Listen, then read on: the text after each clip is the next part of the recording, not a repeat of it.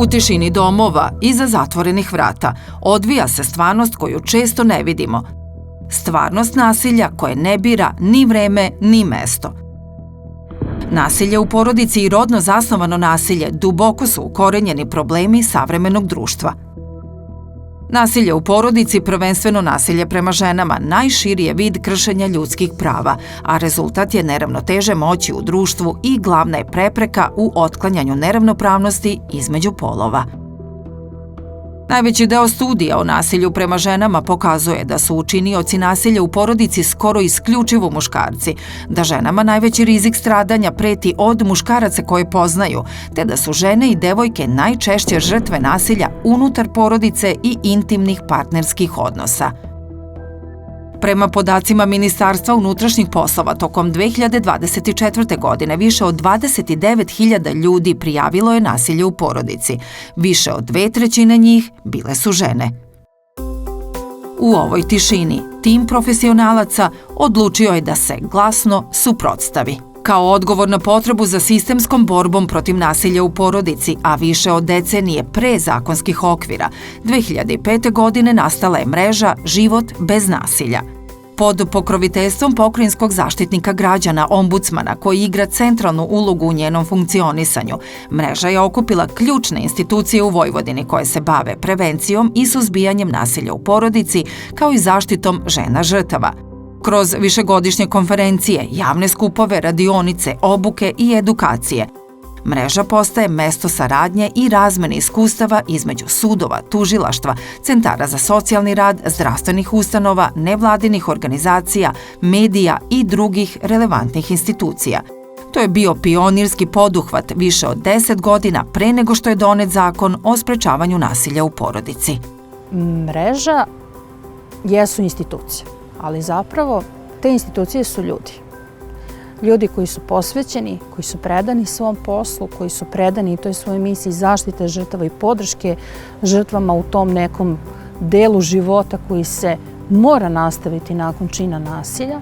Najveći benefit cijele ove mreže nije samo to što ona postoji. Postoje razne druge inicijative dosta godina, pa nemaju neki možda veliki uticaj, ali baš zato što smo im pokazali da mi aktivno mislimo na njih i da želimo da im budemo podrška. Ovo je mesto podrške za sve njih, gde oni mogu u potpunosti slobodno da razmene svoje iskustva, da ustanove neke nove prakse, da možda dovedu do izmena i promena propisa koji regulišu upravo tu materiju kojom se oni bave, a koje može dovesti do boljeg, praktičnijeg i efikasnijeg načina zaštite žrtava nasilja i prevencije nasilja u porodici i rodno zasnovanog nasilja. Prešli smo veoma dugačak put, trnovit put, sada imamo tu podršku u okviru zakona o sprečavanju nasilja u porodici, ali nas čeka još dosta posla.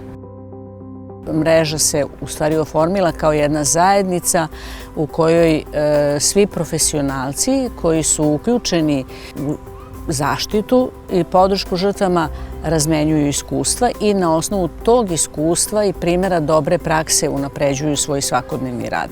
I nekako je to prihvaćeno u institucijama kao dobra inicijativa i mesto na kojem stvarno oni mogu da čuju i neke nove stvari koje se događaju u toj oblasti i da razmenjuju svoje iskustva, da iznose dileme. Kako bi mreža efikasnije sprovodila svoje ciljeve, na početku rada nedostajao je važan segment. Sistematizovani podaci o samoj pojavi nasilja u porodici, ali i postupanju institucija. Budući da su istraživanja i tako dobijeni rezultati neophodni za sveobuhvatno sagledavanje i praćenje ovog društvenog problema, oni postaju i polazna osnova za dalje usmerenje i neizostavan deo u funkcionisanju mreže. Poslužila su za povezivanje i koordinaciju institucija, pa su između ostalog sudovi, tužilaštva, centri za socijalni rad i domovi zdravlja dobili protokole za postupanje u situacijama nasilja u porodici i rodno zasnovanog nasilja. Istraživanja su nam važna da bismo zapravo upoznali dobro samu pojavu, jer bez toga ne možemo adekvatno da planiramo smislene aktivnosti, smislene mere, programe, strategije. Zbog toga su nam ti podaci neophodni. S druge strane, u kontinuitetu nama istraživanja pokazuju da ovo jeste pojava koja drastično ukazuje na razlike u rodu, odnosno u polu, u smislu da 70%, najmanje 70% ukupnog broja žrtava porodičnog nasilja čine žene koje su u partnerskom odnosu, partnerskoj vezi sa učiniocima nasilja, dok minimum 80% učinilaca jesu osobe muškog pola. Nama evidencije ukazuju i na to da se deca ne prepoznaju dovoljno kao žrtve nasilja, da institucije ne evidentiraju decu ukoliko one nisu direktne žrtve nasilja, što isto utiče ne samo na zaštitu i podršku deci, već i ženi, odnosno i žrtvama i celokupnoj porodici.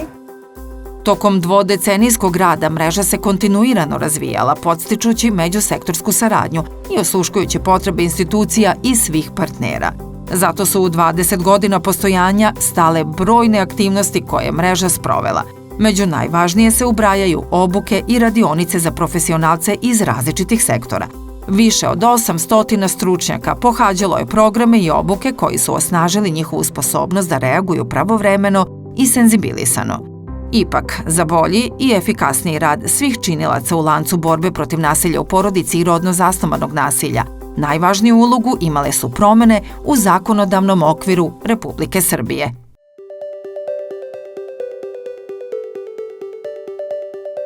Poslednjih 20 godina se vidi jedan jako veliki napredak. Napomenut ću 3 bitna momenta. Prvi od njih jeste uvođenje nasilja u porodici kao posebnog krivičnog dela 2003. godine. Jako je bitno što je ovo uvedeno kao posebno krivično delo, time je stavljeno do znanja da nasilje u porodici nije privatna stvar i da postoji ozbiljna borba protiv njega. Drugi bitan moment je ratifikovanje Istanbulske konvencije, takozvane Istanbulske konvencije, koja je krovni međunarodni akt u borbi protiv nasilja u porodici. I treći bitan moment jeste donošenje zakona o sprečavanju nasilja u porodici koji je donet 2017. godine. To je jedna prekretnica posle koje imamo jedan pozitivan pomak. Najpre se radila obuka sudija i tužilaca za primenu zakona o sprečavanju nasilja u porodici i tu smo pokušali da uradimo jednu važnu stvar, a to je senzibilisanost stručnjaka za ovu temu. Tako da u postupanju pomaci su možda najznačajniji u tome da je u fokusu našeg postupanja zaštita žrtava. Naravno, uz obaveznu pažnju i vođenje računa o pravima okrivljenih, odnosno druge strane u postupku ako je građanski postupak. Policija ima izuzetnu odgovornost da u svakoj prijavi nasilja u porodici, nezavisno od toga da li je ona kvalifikovana kao krivično delo ili ne, izvrši procenu rizika i utvrdi da li postoji neposredna opasnost od nasilja u porodici, da se ono desi prvi put ili da se ponovi ili da dođe do njegove eskalacije. Ukoliko nadležni policijski službenik koji je za to posebno obučen utvrdi da takva vrsta opasnosti postoji, dužan je da izrekne jednu ili obe hitne mere, a to su privremeno udaljenje učinioca iz stana i privremena zabrana učiniocu da prilazi žrtvi nasilja u porodici i kontaktira je.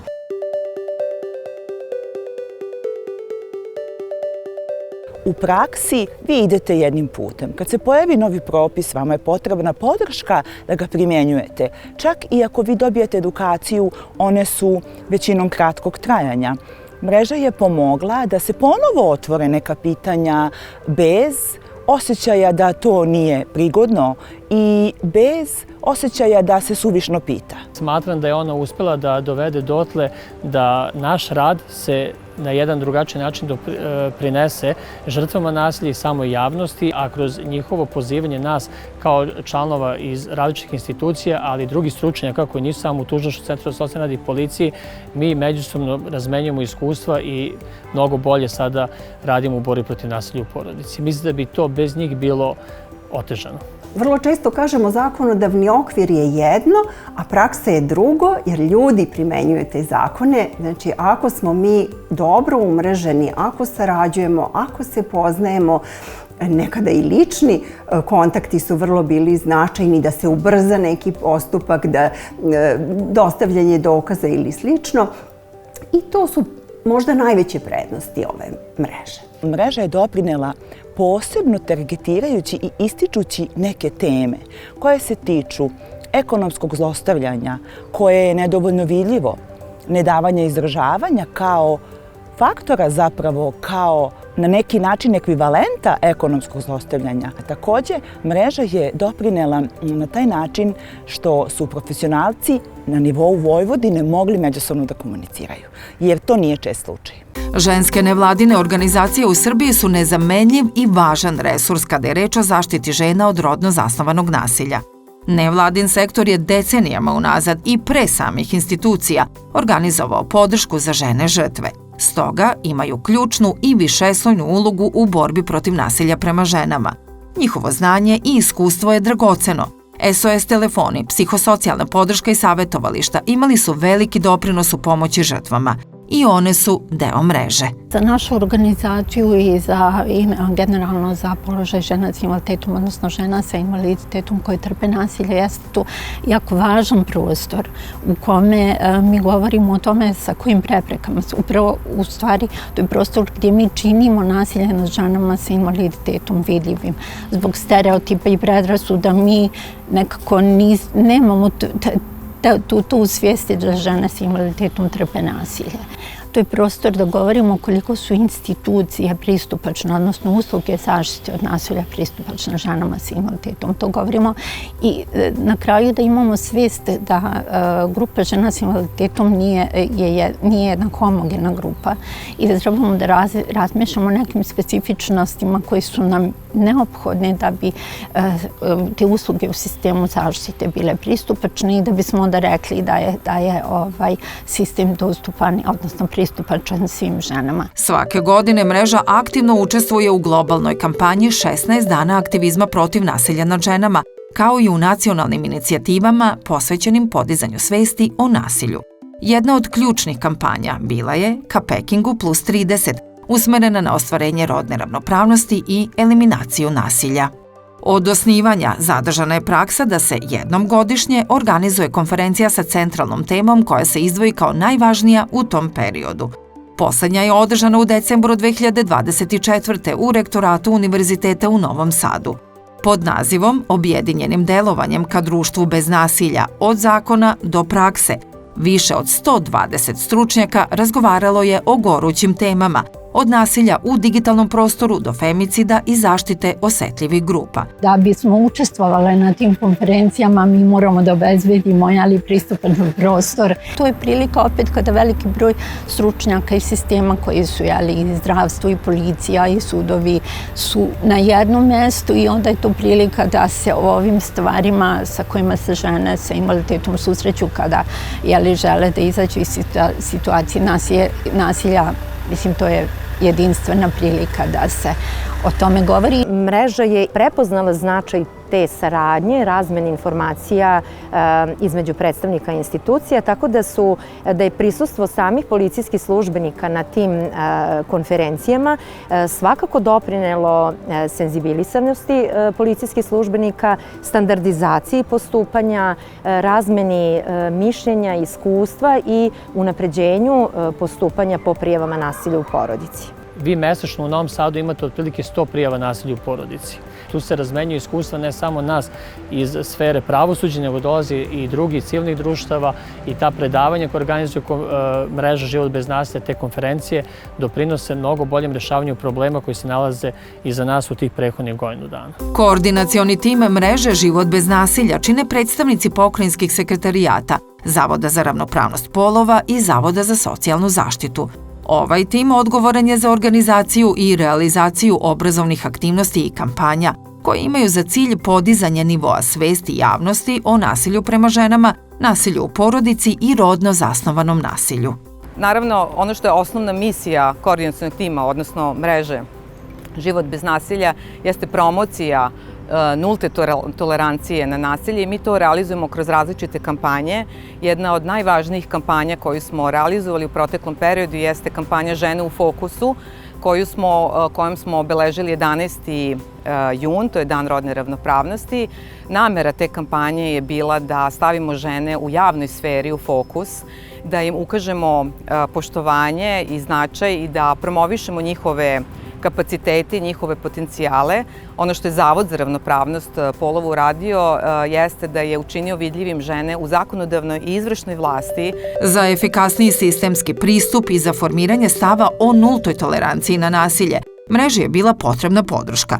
Duže od 1 decenije, Agencija Ujedinjenih nacija za rodnu ravnopravnost i osnaživanje žena u Srbiji pruža svu dostupnu pomoć inicijativama mreže, čineći tako jedinstvenu sinergiju i potvrđujući da ciljevi poput prevencije nasilja, javnog aktivizma, zaštite žrtava i podizanja svesti jesu tačka njihovog okupljanja. Njihov rad često popunjava praznine koje postoje u institucionalnim odgovorima i omogućava žrtvama brži i lakši put ka sigurnosti i oporavku.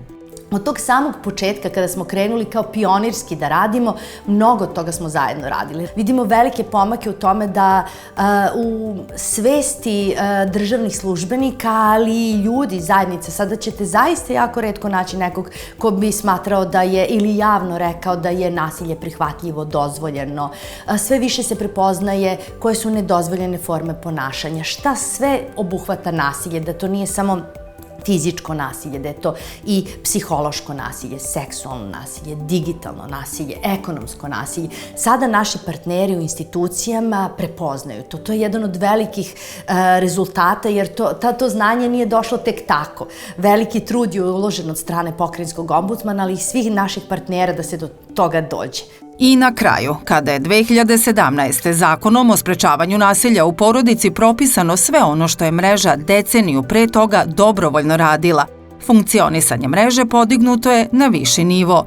Uz pomoć misije OEBS-a u Srbiji 2019. godine mreža dobija strateški plan, koji je potom uz podršku Agencije Ujedinjenih nacija za rodnu ravnopravnost i osnaživanje žena UN Women i revidiran uz akcione planove. Od donošenja strateškog plana mreže u prethodnom periodu sprovedeno je dosta aktivnosti i nameravamo u narednom periodu da nastavimo sa sprovođenjem istih u skladu sa akcionim planom. Kada je reč o ovim aktivnostima, najviše se odnose na sprovođenje edukativnih kampanja koje su u cilju podizanja svesti, u cilju smanjenja stereotipa i stvaranja jednog društvenog okruženja u kome nasilje neće biti poželjno kao pojava. Kada govorimo o značaju mreže uopšte, mislim da je potrebno istaći da je mreža bila jedan pionirski poduhvat koji je kasnije kroz svoj rad i kroz svoje delovanje prerastao u primer dobre prakse, da bi na kraju taj primer dobre prakse bio pretočen i u zakonsko rešenje. Kada govorimo o značaju mreže na pokrajinskom nivou, važno je istaći da je od osnivanja mreže, dakle od 2005. godine, u autonomnoj pokrajini Vojvodini donete su 3 strategije, odnosno programa. Nekad su se zvali strategije, nekada programi, ali suštinski oni su bili usmereni na sprečavanje nasilja u porodici, partnerskim odnosima i prema ženama i sve te strategije su negde prepoznale mrežu kao primer dobre multisektorske saradnje svih institucija na teritoriji naše pokrajine i kao takvima je povereno i da sprovode određene mere iz programa.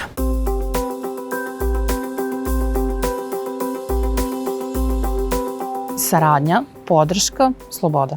Sinergija. Za mene je najveća vrednost mreže što nas u stvari podsjeća da nasilje nad ženama zajednički i društveni problem. Kontinuitet, doslednost, istrajnost, povezanost. Prostor za komunikaciju, razmenu i bavljanje profesionalcima i profesionalkama. Snaga.